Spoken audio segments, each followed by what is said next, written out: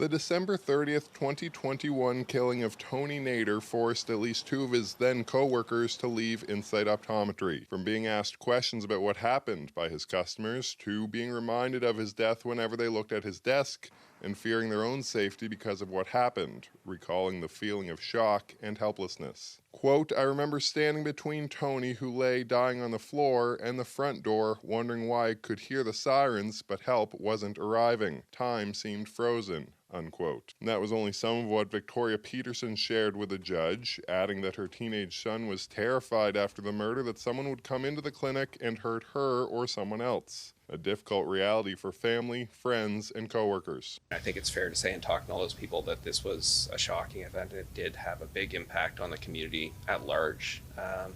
It was, I think, something that nobody could have anticipated, nobody could have seen coming. Nader was working that morning when Simon Felix Cormier snuck in, dodging COVID protocols, went directly to Nader before brutally and relentlessly attacking him with a knife. Justice Krista Brothers found Cormier guilty of first-degree murder in June, rejecting the defense argument that he should be found not criminally responsible. He also received a 90-day concurrent sentence for assault causing bodily harm for attacking a patient who tried to intervene. Cormier had been under the unfounded belief that he was previously abused by Nader, who at one point dated his mother. Justice Brothers concluded Cormier had a difficult childhood and struggled with mental health, but found he could have distinguished right from wrong. She told Cormier she'd ensure mental health and addictions programming would be available in prison, and urged him to not squander his chances to take part. Nader was remembered by one of his co-workers as kind, compassionate, witty, and wise. One of Nader's former co-workers who wrote a victim impact statement asked the judge to consider the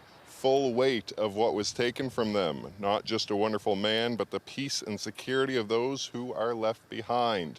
Those are the words of Victoria Peterson. Meanwhile, Cormier was officially sentenced to life in prison with no chance at parole for 25 years, but the judge warned him he may never get released. Todd. All right, CTV's Callum Smith at the law courts in downtown Halifax.